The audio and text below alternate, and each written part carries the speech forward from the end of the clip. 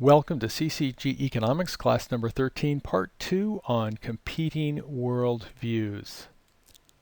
During this economics course, we created a big picture, or it can be thought of as a worldview of how economies work. We began talking about market-based economies, which involve private property, money, and markets. At the other extreme are collectivist economies in which property is held in common.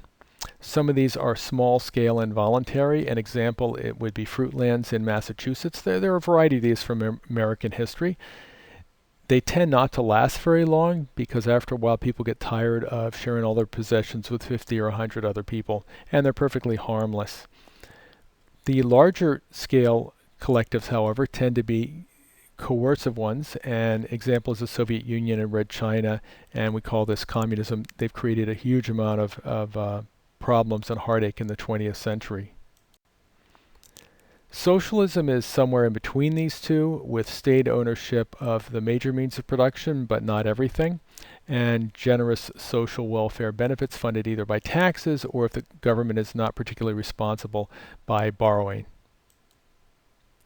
There is a competing worldview, very simplistic, that says, well, socialism and communism, they are good because they involve sharing, and market-based economies, they're bad because they involve a bunch of greed. This is a completely false worldview. Communism is not about sharing. It's basically about the enslavement of the working class. I explained earlier in the class that you can view a communist state as basically there's a set of slaves at the bottom. That's the common people, and then you have the overseer class, which is the Communist Party and central planners, and then the person at the top, the Joseph Stalin or Mao Zedong, they are basically the master. And of course, if you're going to run a slave state, it's important that the slaves not know that they're slaves, and so they use a bunch of clever propaganda to talk about how they're sharing and that kind of thing to keep the slaves compliant. Socialism involves coercion. It makes a virtue of stealing from your neighbor. Taxes, all those warm fuzzy social welfare benefits are funded by taxes, which are not voluntary, they're coercive. Socialism does not involve sharing in the voluntary sense. On the other hand, market-based economies are based on self-interest, not on greed. Adam Smith in The Wealth of Nations talks about how, look, you can't be buddies with everybody out there that you need something from, and so you appeal to their self-interest. You offer them money in exchange for their product or whatever, and each, the person who's selling you something, they're selling you that so that they can earn money, so they can pay their mortgage and pay their expenses and so on. That's basically self-interest. Are there greedy people in markets? Of course there are, as there are greedy people in socialist states and communist states.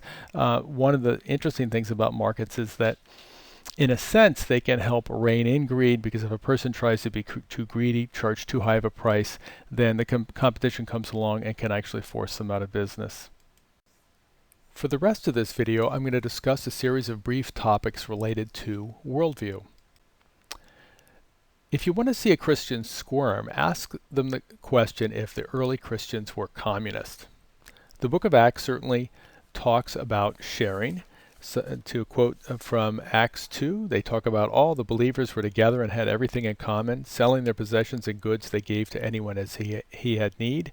Later on in Acts 4, they talk about no one claimed that any of his possessions was his own, but they shared everything they had. This sounds very much like a small voluntary collective. Voluntary in the sense that people were not held there by force, but they could come and go as they please. Now, the question is, did they have problems motivating people? And it appears that they did. In 2 Thessalonians, Paul talks about, Paul says, "For even when we were with you, we gave you this rule. If a man will not work, he shall not eat. We hear that some among you are idle. They are not busy. They are busybodies. Such people we command and urge in the Lord Jesus Christ to settle down and earn the bread they eat." So here we had an early Christian community where apparently there was a lot of sharing going on, and some of the people weren't pulling their weight. So this kind of small voluntary collective is not communism as we know it from the 20th century with the Soviet Union and Joseph Stalin and Red China and North Korea, for example. In fact, when you look at the tenets of Marxism, Christianity and Marxism are not compatible in any way whatsoever. So no, the early Christians were not communists as we use the word today. Let's come back to that question from the competing worldview of whether markets are based on greed. There's a movie called Wall Street that was put out in 1987 where the actor Michael Douglas plays the role of a young stockbroker named Gordon Gekko.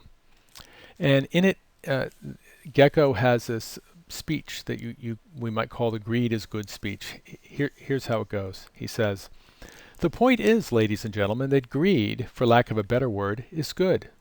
Greed is right. Greed works. Greed clarifies, cuts through, and captures the essence of the evolutionary spirit. Greed in all its forms, greed for life, for money, for love, knowledge, has marked the upward surge of mankind." So we have this handsome movie star delivering this speech in a very forceful way, and it can influence people. But the problem is, it's complete nonsense. Greed is not good. Greed is bad. Christianity and every other major religion has condemned greed over the ages. Greed does not work in the sense that greedy people are often short-sighted and dishonest, and their schemes tend to fall apart. Greed has not marked the upward surge of mankind by any means. The greedy conquerors of the past who expanded their empires, such as Alexander the Great, Genghis Khan, Hitler, Julius Caesar, are all dead, and their empires have crumbled into dust. Adam Smith in The Wealth of Nations says that market-based economies are based on self-interest, not on greed. So, and in fact, greed is bad for the market in the sense it makes things more turbulent, and people have to be more suspect when they do business transactions and so on. You may encounter people who have read the Communist Manifesto and say that they found it appealing. My wife read it in high school and thought it was appealing at the time, although she thinks differently now.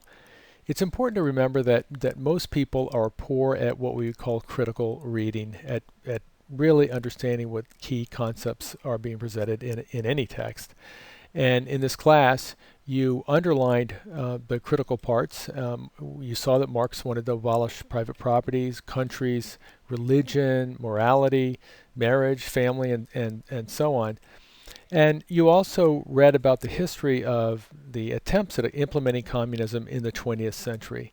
So in that sense, you are better educated than most of the people who just take a casual read of the Communist Manifesto.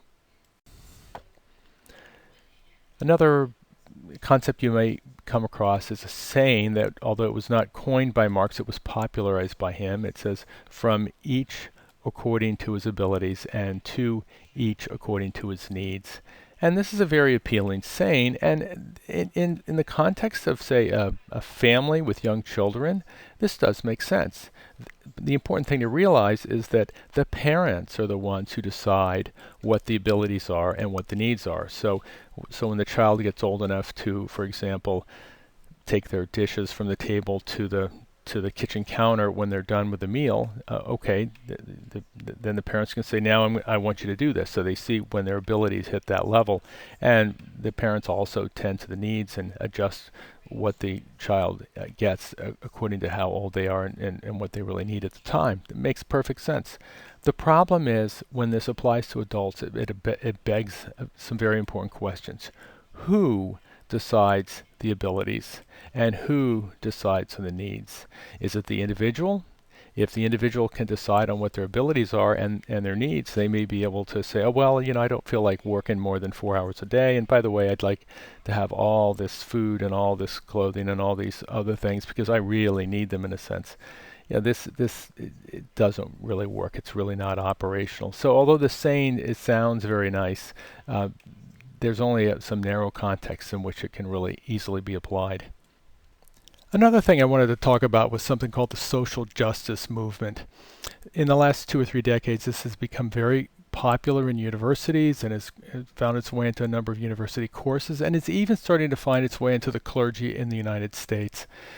This movement is very hostile to market-based economics, and there's a lot of emphasis put on equality of outcome, meaning everybody gets the same regardless of how much they've worked or whatever. And what's ironic is that to give everybody the same amount regardless of how hard they worked or whatever is in fact an outrageous social injustice. Yet nevertheless there's this huge push towards equality of outcome, and it's something to just have your antenna up about as you go about in your further education. I'll spend the last couple slides discussing how to talk to people about economics. And if you disagree with someone on an economics topic, or really anything, it's important to first establish agreement on some points. This shows that you're listening to what they're saying, and it establishes some common ground on which you can both agree.